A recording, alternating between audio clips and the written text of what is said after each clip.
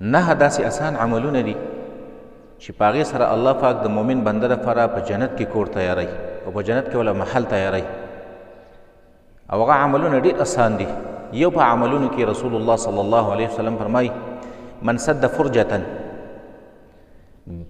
رفعه الله بها درجة وبنى له بیتا فی الجنة. یو سړی چې په سب کې خالی ځای ډک کړي، یعنې سب کې یو خالی ځای پاتې دی او دا سړی رالی او په هغه خالی ځای کې کېناسته او وروستو کې نه ناسته، هغه خالی ځای د سب را ډک کړو، نو د دې سړي دپاره به الله پاک په دې عمل سره درجې بلندې کړي او الله پاک به د ده لپاره یو محل یو کور تیار کړي په جنت کې. دویم یو درې عملونه په حدیث کې په یو حدیث کې راغلي دي. رسول الله صلی الله علیه وسلم فرمایي انا زعیم ببیت فی ربض الجنه، زه ذموار یم د یو کور په یو اطرافو د جنت کې د هغه سړي دپاره لمن ترک المراء وان کان محقا، د هغه سړي دپاره چې هغه جګړه او لانجه پرېږدي اگر که دا په حقه وي، په حقه باندې دی خو دا وایي به زه بس لانجه نه کوم جګړه نه خوښومه، نو د دې سړي دپاره نبي اسلام وایي زه ذموار یم د یو کور په یو طرف د جنت کې. وببیت فی وسط الجنه لمن ترک الکذب وان کان مازحا، او دارنګې رسول الله صلی الله علیه وسلم زه ذموار یم د یو کور په میانځ د جنت کې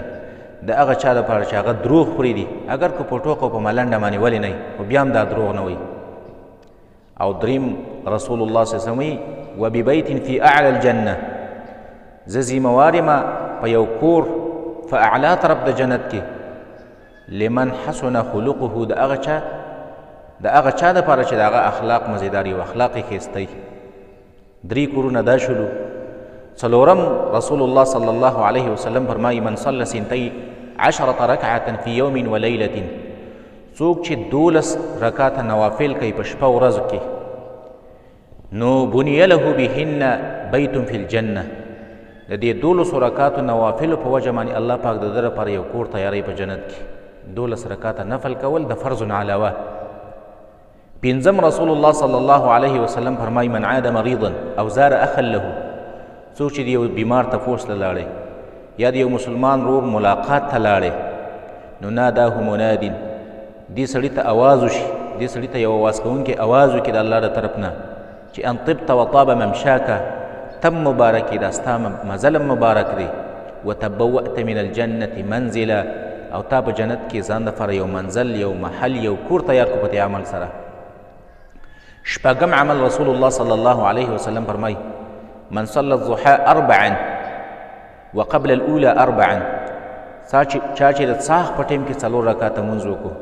او دارنګې د ماسپښین نه مخکې 4 رکعاته لمونځ وکړو نفل، نو بنی له بیت فی الجنه، د دې سړي دپاره به الله پاک په دې عمل سره په جنت کې محل او کور تیار کړي. اووم نمبر حدیث کې راځي رسول الله صلی الله علیه وسلم فرمایي د چا چې یو ماشوم بچی مړ شي ملایکې الله راولیږي د هغه د روح د قبضه کولو دپاره، او دغه ماشوم بچي روح ملایکې قبضه کړي او دغه مؤمن بنده په دغه وخت کې انا لله و انا الیه راجعون ووایي او الحمدلله ووایي، نو الله پاک سره د علمه د دې ملایکو نه بیا تفوس وکړي چې زما بنده څه وویل کله چې تاسو د هغه د زړه هغه میوه راوشو کوله او د هغه بچی وفات کو، نو دا ملایکې ورته وایي الله ستا حمد یې او انا لله و انا الیه راجعون یې ووایه. الله پاک دې ملایکو ته وایي ابنو لعبدي بیتا فی الجنه، زما دې بنده لپاره یو کور تیار کړئ په جنت کې او هغه ته بیت الحمد نوم کېدی. نو دا بل عمل شو. بل عمل